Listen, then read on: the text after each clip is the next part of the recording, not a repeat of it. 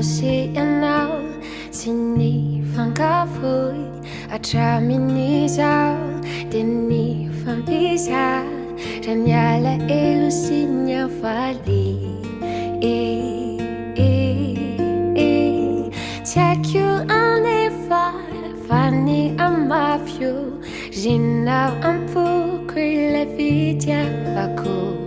fa saingy indrisy fa ny azy no tonga mialoha ka dia ny emotrao naleko nange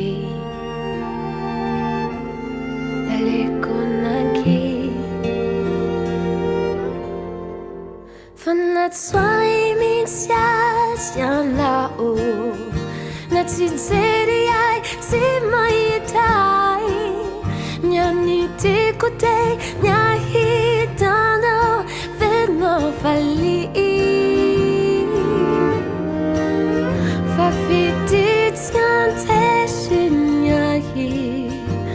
wafeniko tsy ho fantatrao satria tsy hainao tsy hainao fahatsamba mignanao dia tsy hainao vady tiana tiana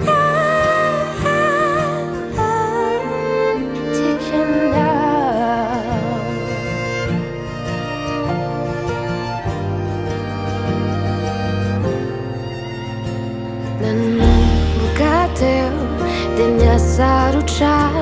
no nijery anao dia niantratra ny fanodiko tsy tasary afaly nanonasehoko niezake ianao nijery oloka fa tsy natsindry anao na dia kiasy ka zany mahatonga amboraka ny atoampo fa dia ny emotrao naleko nange